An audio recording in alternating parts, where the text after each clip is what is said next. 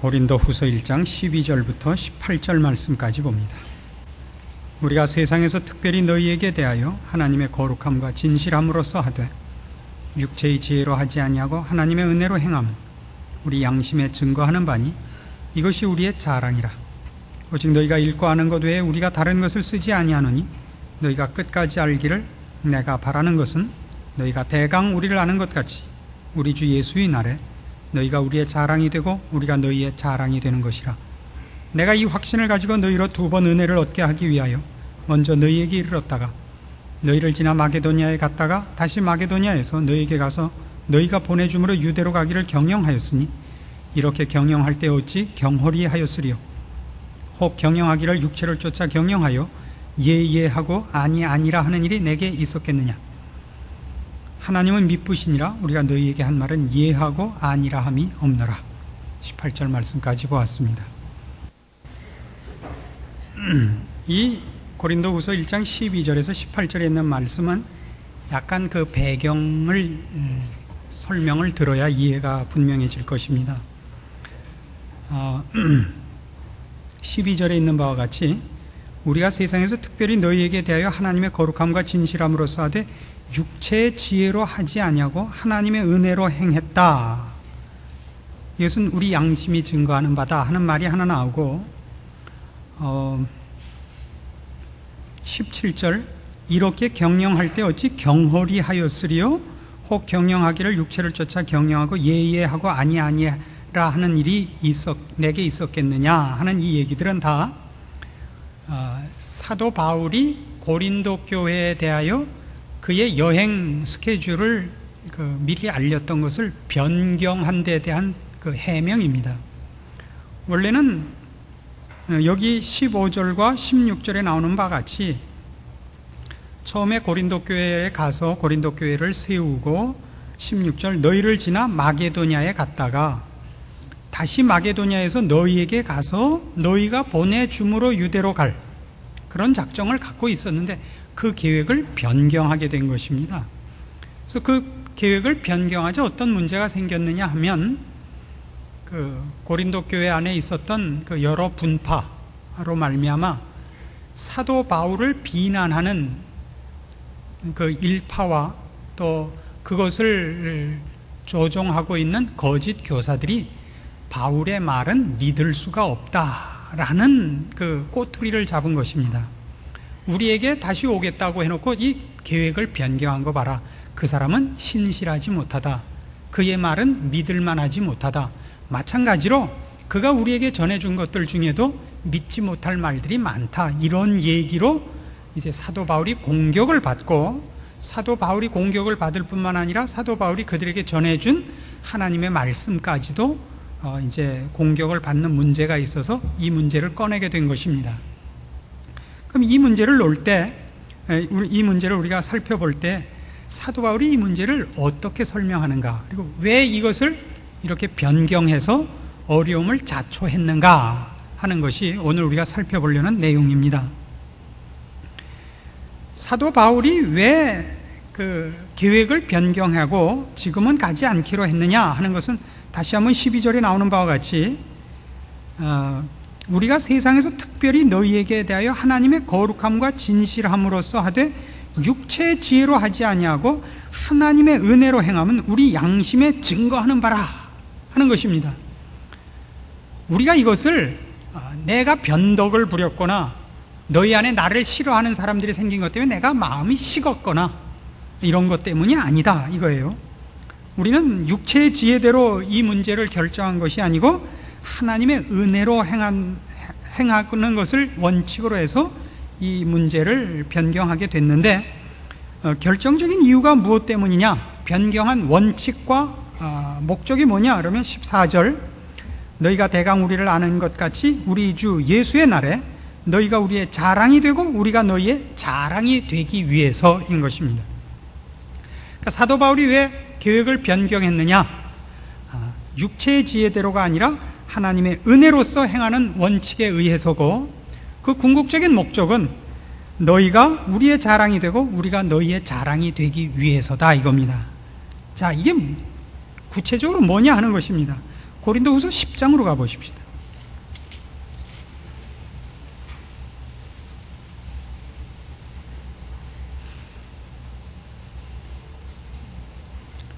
고린도후서 10장 1절부터 봅니다. 너희를 대하여 대면하면 겸비하고 떠나 있으면 담대한 나 바울은 이제 그리스도의 온유와 관용으로 친히 너희를 권하고 또한 우리를 육체대로 행하는 자로 여기는 자들을 대하여 내가 담대히 대하려는 것 같이 너희와 함께 있을 때 나로 하여금 이 담대한 태도로 대하지 않게 하기를 구하노라.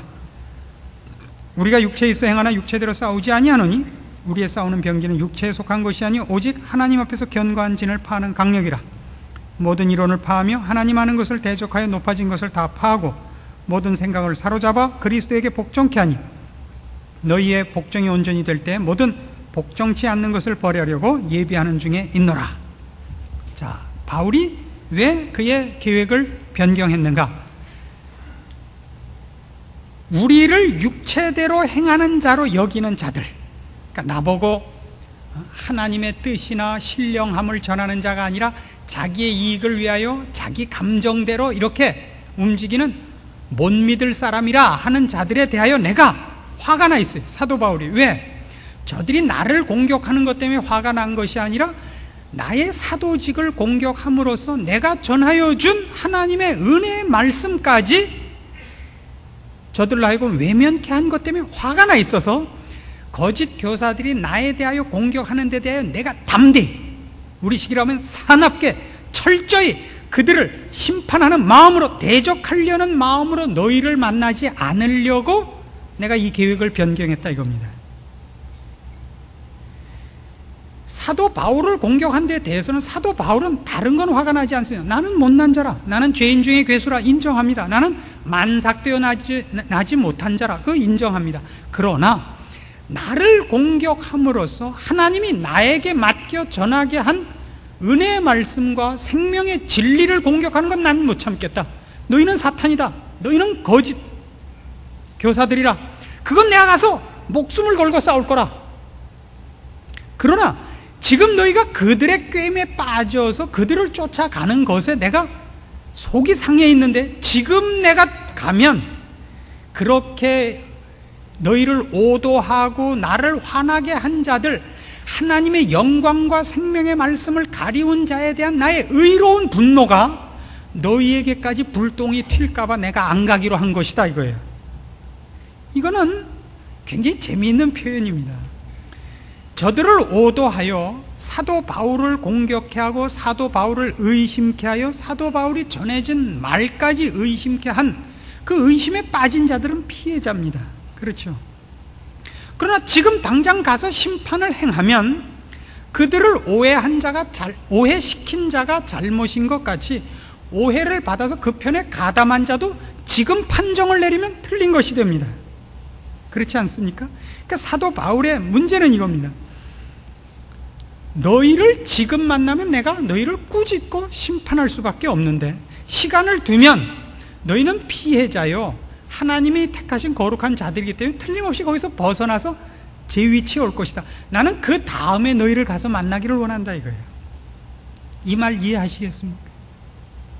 우리는 언제 가장 큰 힘을 내느냐 하면 내가 옳았고 내 원수가 잘못했을 때 제일 큰 힘을 냅니다. 그때를 놓치면 안 되죠. 그러나 지금 사도 바울이 하는 얘기는 상대가 하나님을 반대하는 정말 공격해야 될 대상이라면 서둘러 저의 정체를 드러내고 그를 심판하고 제거해야 되지만, 그 피해를 입은 자는 회복되어 돌아오는 날까지 기다려야 된다 이거예요. 우리가 맡은 임무는 심판권이 아니라 은혜를 전하여 그들을 회복시키고 하나님의 사람으로 세우는 것이란 말이에요. 그래서 지금 고린도후서 10장은 지금 6절까지 읽은 것이 8절 이렇게 연결됩니다. 그래서 주께서 주신 권세는 너희를 파하려고 하신 것이 아니요 세우려고 하신 것이니 내가 이에 대하여 지나치게 자랑하여도 부끄럽지 아니하리라, 이겁니다. 이것이 사도 바울이 고린도 교회를 그때 찾아가지 않기로 계획을 변경한 이유입니다. 바울이 맡은 임무는 세우는 일이지 파하는 일이 아니기 때문입니다. 그래서 다시 우리 고린도후서 1장으로 돌아오시면 여기도 마찬가지예요. 23절.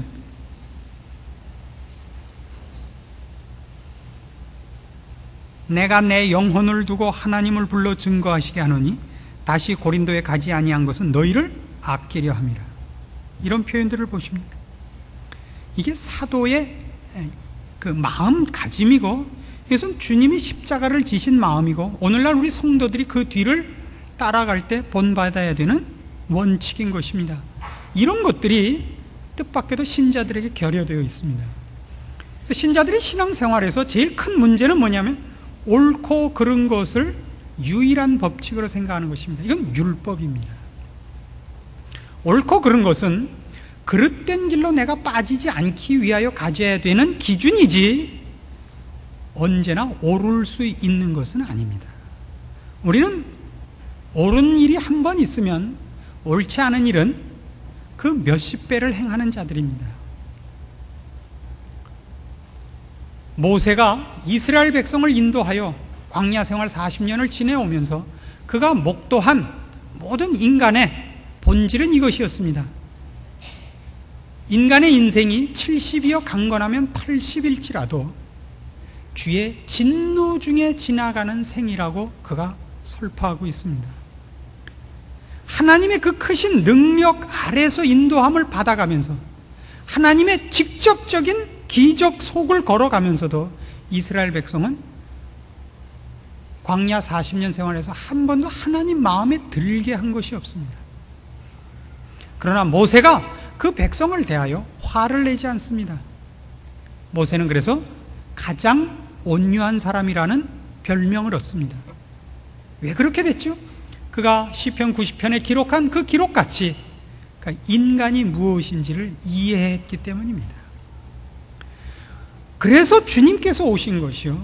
그래서 오늘 우리에게 이 직분을 맡긴 것 아닙니까? 우리는 왕 같은 제사장입니다. 우린 심판권을 맡지 않았습니다. 우리는 파하는 권세를 맡지 않고 세우는 책임을 맡고 있습니다. 고린도후서 5장으로 가보십시다. 14절 보십시오. 13절부터 봅시다. 사도 바울이 고린도 교회 교인들을 깨우치는데 바로 지금 우리가 생각하는 이 문제로 깨우치는 겁니다. 신자란 어떻게 살아야 되는가를. 여러분들이 이 말을 애끓는 사도의 심정으로 들으십시오. 13절. 우리가 만일 미쳤어도 하나님을 위한 것이요 만일 정신이 온전하여도 너희를 위한 것이니, 뭐 때문에 이렇게 격렬한 표현을 쓰나 보세요. 그리스도의 사랑이 우리를 강권하시는도다. 우리가 생각건대 한 사람이 모든 사람을 대신하여 죽었은즉 모든 사람이 죽은 것이라. 저가 모든 사람을 대신하여 죽으심은 산자들로 하여금 다시는 저희 자신을 위하여 살지 않고 오직 저희를 대신하여 죽었다가 다시 사신 자를 위하여 살게 하려 함이니라. 그러므로 우리가 이제부터는 아무 사람도 육체대로 알지 아니하노라. 비록 우리가 그리스도도 육체대로 알았으나 이제부터는 이같이 알지 아니하노라. 그런즉 누구든지 그리스도 안에 있으면 새로운 피조물이라. 이전 것은 지나갔으니 보라 새 것이 되었도다. 무슨 얘기를 하려는 거예요? 사람을 원래의 본성대로 그의 부족한 대로 보지 말라고요. 그리스도께서 위하여 죽으신 형제라면 그를 이제는 새로운 사람으로 보라고요. 하나님이 그를 위하여 죽으신 귀한 존재로 보라고요. 그래서 어떻게 하라고요?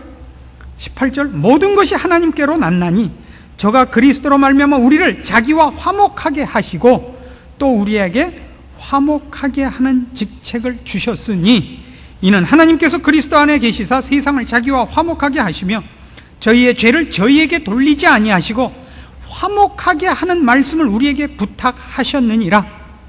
이러므로 우리가 그리스도를 대신하여 사신이 되어 하나님이 우리로 너희를 권면하시는 것 같이 그리스도를 대신하여 간구하노니 너희는 하나님과 화목하라. 하시겠어요? 하나님과 화목해 하는 것을 우리가 맡고 있습니다. 우리는 심판하는 것을 맡고 있지 않습니다. 그리스도께서 우리를 위하여 죽으사 하나님과 우리를 화목해 하시고 우리에게 화목해 하는 직분을 맡기셨습니다. 그래서 그리스도 안에서 하나님이 세상을 자기와 화목하게 하시고 저희의 죄를 저희에게 돌리지 않았습니다. 그러니까 지금 사도 바울은 그겁니다. 너희가 지금 잘못했다, 너희가 범죄했다, 지금 내가 찾아가면 너희는 나한테 욕먹을 것밖에 없다. 그러나 이것은 내가 맡은 일이 아니다. 내가 맡은 일은 너희를 그리스도와 화목해 하는 것이요, 또 너희도 남을, 다른 심령들을 하나님과 화목해 하는 직분을 맡은 자로 만드는 것이다. 너희가 하나님께서 은혜를 베푸사 그리스도 안에서 거듭나게 한 자들임을 내가 아는 거로 너희가 잠시 지금 미혹해 됐었으나 너희 돌아올 것이다. 그때 내가 가서 너희가 잠시 실패했던 것을 이제 돌아와서 되짚어보고 서로 웃으며 실패를 인정하는 자리로는 만나도 지금 실패한 입장에서 벗어나기 전에 가갖고 너희를 꾸짖는 입장에 난 서고 싶지 않다 이겁니다. 알아들으신다? 그러니까 여러분들이 제일 잘하는 거 뭐예요? 누가 실패하면 암행어사 출도요 이거 안 해요. 이거 좋아하지 마세요. 이건 신앙이 아닙니다. 그건 우리가 맡은 일이 아닙니다. 누가 잘못하면 꼭 끼죠. 감초같이 끼어가지고 선은 이렇고 후는 이렇고 그건 이렇게 할 것이라 이렇게 해야 되는데 혀를 끌끌끌끌 차고 나오면서 아버지요, 제가 저 같은 실수를 하지 않게 된 것을 감사하나이다. 바리새인의 기도예요 그게. 나는 그렇지 않습니다. 나는 이런 사람들을 보면 왜 그러는지 이해가 안 갑니다. 이게 잘하는 짓이 아니올시다. 이것은 신앙도 아니며 우리가 맡은 직분이 아닙니다. 우리는 화목해 하는 직분을 받은 것입니다. 그래서 다시 고린도후서 1장으로 돌아오셔서 2장 1절부터 다시 보세요. 그래서 오늘 본 본문이 뒤로 뭘로 연결되는가? 우리 아까 23절을 봤었죠. 1장 23절을. 2장 1절부터는 이렇게 되어 있어요. 내가 다시 근심으로 너희에게 나아가지 않기로 스스로 결단하였노니 내가 너희를 근심하게 하면 나의 근심하게 한 자밖에 나를 기쁘게 하는 자가 누구냐? 내가 이같이 쓴 것은 내가 갈 때 마땅히 나를 기쁘게 할 자로부터 도리어 근심을 얻을까 염려하며 또 너희 무리를 대하여 나의 기쁨이 너희 무리의 기쁨인 줄 확신함이로라. 무슨 말인지 이제 아시겠죠? 내가 너희한테 가서 큰 소리치고 너희는 왜 이렇게 못났냐라고 하는 것이 내 자랑이 아니다 이거예요. 내 자랑은 뭐냐?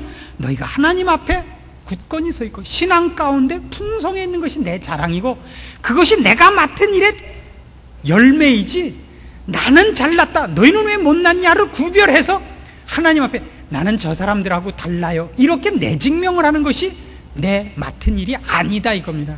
그러니까 지금 가면 난 근심할 것밖에 없어요. 이건 내가 맡은 일도 아니고 내가 맡은 일이 이렇게밖에 되지 않았냐를 생각하면 나 속상하니까 난 지금 안 가겠다 이거예요.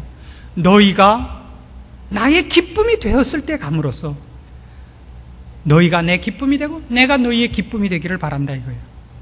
다시 하나님 앞에 돌아와야 저들이 사도 바울 만나는 게 기쁠 것 아닙니까? 그리고 저들이 하나님 앞에 돌아와야 사도 바울도 저들을 만나는 것이 기쁨이죠. 저들이 잘된 것이 나의 기쁨이 되는 것, 이것이 신앙이라고요. 우린 누가 못돼야 나는 저 사람과 달라요 이렇게 자기를 증명하잖아요. 가증스러운 것, 이건 요새 우스갯소리로도 나와요. 그죠? 이건 안 되는 것입니다. 이건 신앙이 아닙니다. 우리는 얼마나 쉽게 심판권과 율법을 들고 다니는지 몰라요. 우리는 은혜를 모르며 사랑을 모르며 하나님이 우리에게 맡긴 직분을 모르는 것입니다.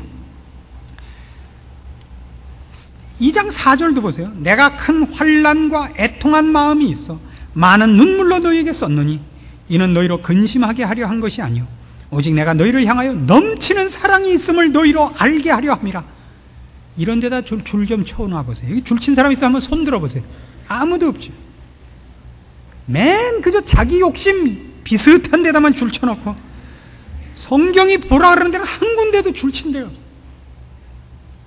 사도 바울의 마음을 보세요. 여러분이 신자로서 가져야 되는 마음인 것입니다. 우리는 먼저 믿은 자요, 우리가 이제 이 세상에 비치고 소금입니다. 우리는 하나님께서 아직도 일하시는 것을 알며 그의 일의 동력자로 부름을 받고 있습니다. 나는 남과 다릅니다. 어떻게 달라야 되죠? 이렇게 달라야 됩니다.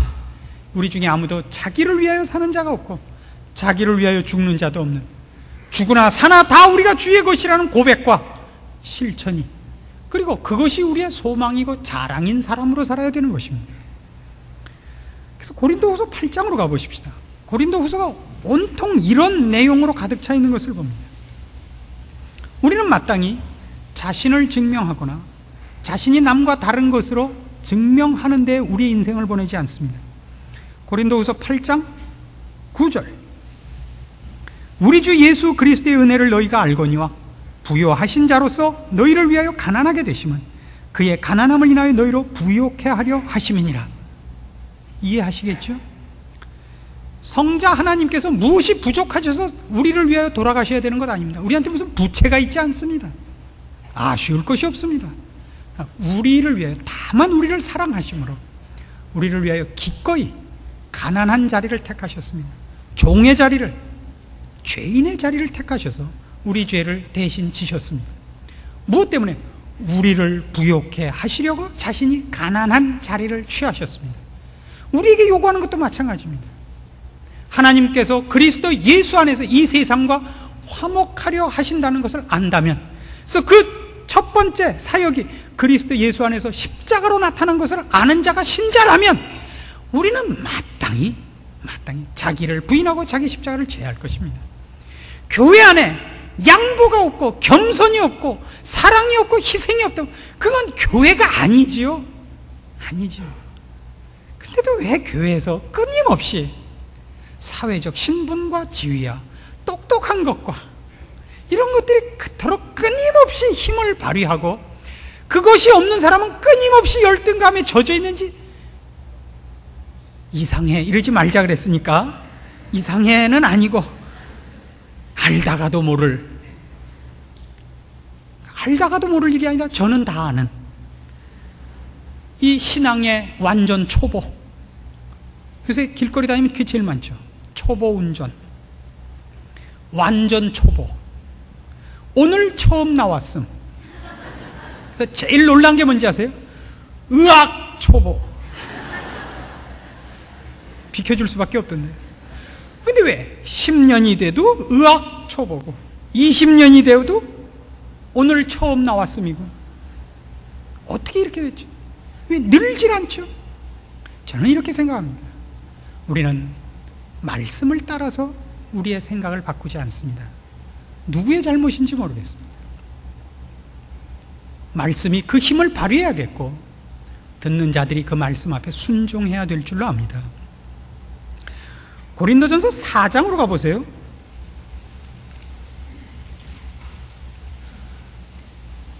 8절. 이 가난하여 짐으로 남을 부요케 하는 십자가의 길을 고린도 교회 교인들은 부정하고 있습니다. 그래서 고린도 교회 교인들은 바울한테 이렇게 욕을 먹고 있는 셈입니다.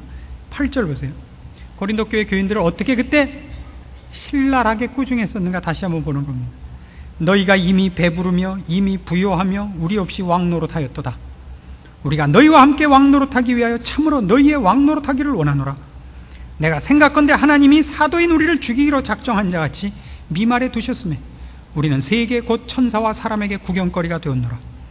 우리는 그리스도의 연고로 미련하되 너희는 그리스도 안에서 지혜롭고, 우리는 약하되 너희는 강하고, 너희는 존귀하되 우리는 비천하여, 바로 이 시간까지 우리가 줄이고 목마르며 헐벗고 매맞으며 정처가 없고, 또 수고하여 친히 손으로 일을 하며 후욕을 당한 즉 축복하고 핍박을 당한 즉 참고 비방을 당한 즉 권면하니 우리가 지금까지 세상의 더러운 것과 만물의 찢기같이 되었도다.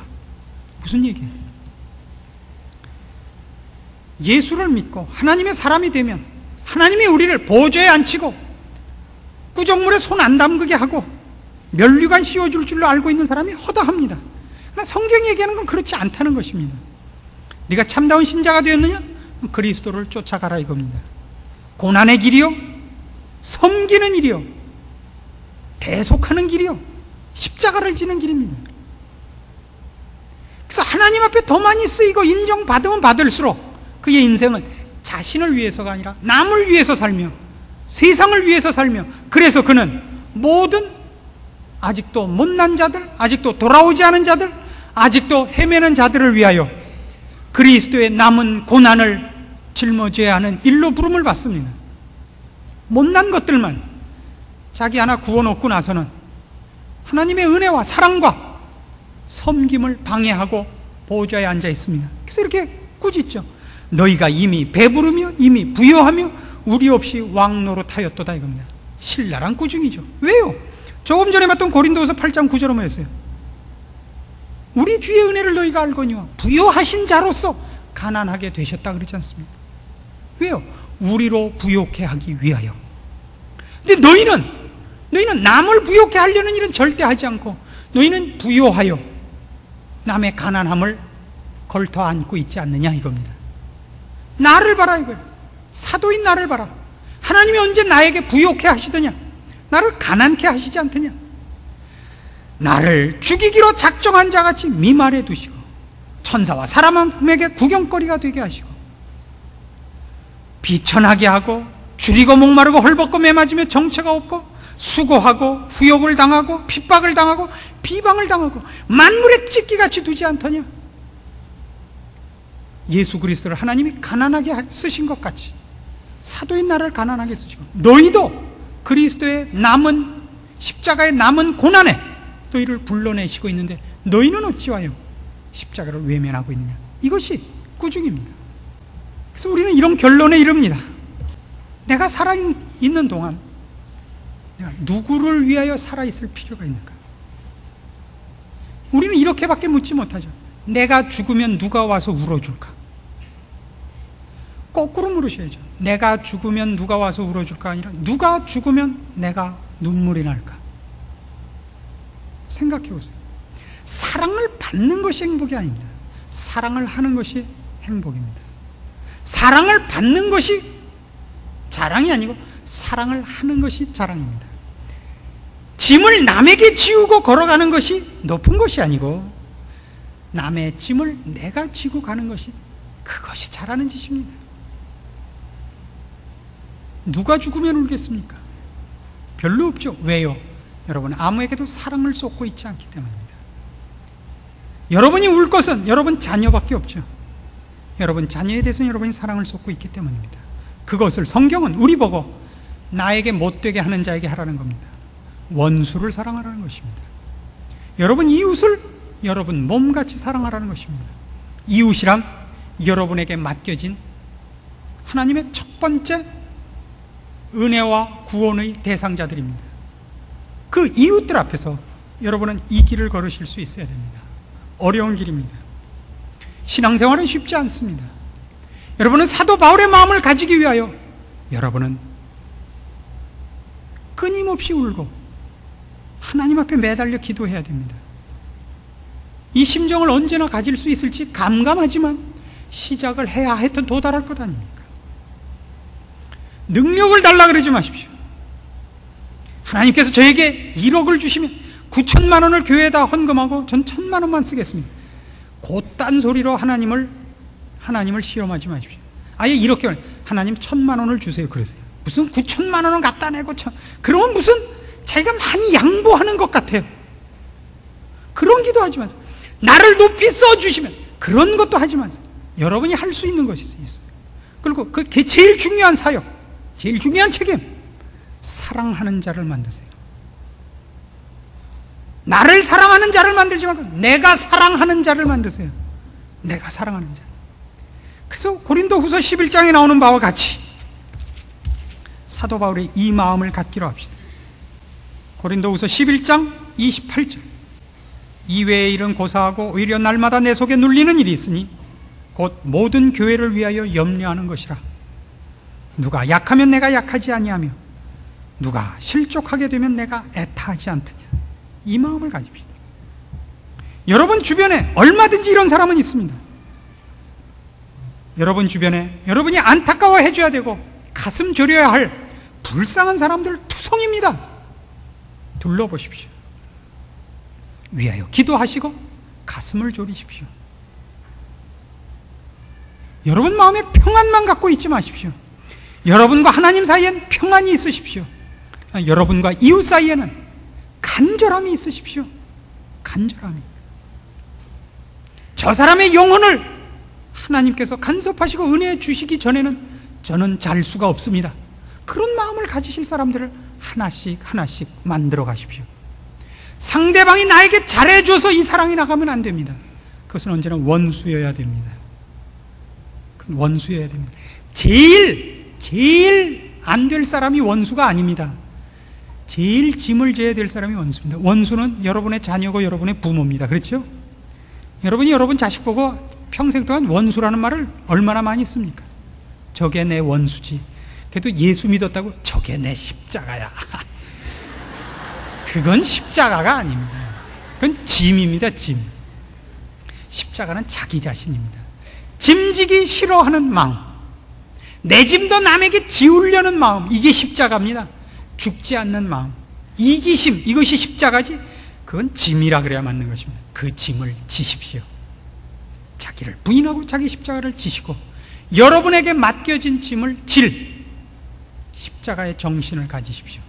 그래야 이 사도 바울이 오늘 보여준 그의 안타까움과 그의 사랑과 그의 사도의 성품, 자세, 책임, 우리 모두를 향한 하나님이 맡기신 제사장의 직분에 여러분이 기꺼이 동참하시사 여러분의 생애가 주의 이름으로 복되기를 권합니다. 기도하십시다. 하나님 아버지 은혜를 감사합니다.